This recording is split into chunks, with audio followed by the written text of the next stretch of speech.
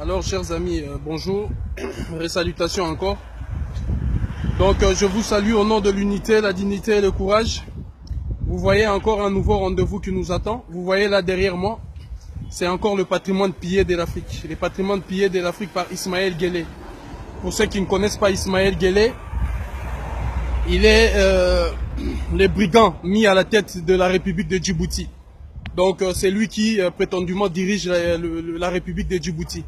Donc Ismaël Guelleh, vous voyez tous ces patrimoines-là, c'est encore de l'argent pillé. Hein, c'est que vous entendez dire entre guillemets le bien mal acquis. Alors comme chez Obiang Nguema, la démarche est toujours pareille. Elle est pareille parce que la France a engagé à travers l'association Sherpa ce même mécanisme qui l'obligera d'ici 4 matins à pouvoir réquisitionner, ou si vous voulez, réquisitionner ces bâtiments ou même le saisir, je dirais, en bon français, les saisir. Alors, comme nous sommes toujours là pour veiller sur ce qui nous appartient, sur ce qui appartient à l'Afrique, donc prochainement nous serons ici. Nous serons ici, vous voyez ça, c'est le patrimoine pillé par Ismaël Guelleh, président de la République de Djibouti, ainsi que toute sa famille. Donc, comme nous sommes dans une procédure, comme nous l'avions dit, d'engager une procédure de pouvoir récupérer nos biens, faire en sorte que tous les patrimoines immobiliers de l'Afrique ne profitent plus à d'autres États et à d'autres nations.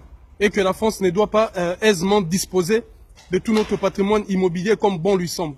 Donc, le patrimoine que vous voyez derrière, ce patrimoine immobilier, c'est bel et bien Ismaël Guelleh, président de la République de Djibouti, alors que, comme on le sait, beaucoup et tant d'Africains sont toujours en train de crever dans les rues de Paris, sont aujourd'hui sans domicile et sont, si vous voulez, précipités vers une misère indescriptible et poussés loin de leur pays. Alors, notre devoir, comme nous l'avions dit, nous continuerons. D'habitude, souvent c'est direct l'action. Mais la stratégie oblige cette fois-ci. On vous montre le prochain rendez-vous. Le prochain rendez-vous sera bel et bien ici à Paris, toujours dans le 16e arrondissement. Et je profite de cette opportunité pour dire tout simplement que le juge a voulu m'interdire de mettre mes pieds dans tout le 16e arrondissement. C'est que je puis faire sauter. Donc je suis autorisé, bien évidemment, d'agir et d'aller partout au 16e arrondissement, mais sauf à l'avenue Foch. Sauf à l'avenue Foch, comme vous savez, interdit par rapport à ce qui s'est passé chez Obiang Nguema et par rapport au procès qui va s'ouvrir le 22 février. Donc le 22 février, je serai en procès pour l'histoire d'Obiang Nguema, c'est-à-dire moi Zoulou contre Obiang Nguema ou contre l'ambassade de la Guinée équatoriale ici à Paris. Donc, pour l'instant, nous sommes ici chez Ismaël Guelleh, ces bâtiments qui nous intéressent, pillés encore par ces différents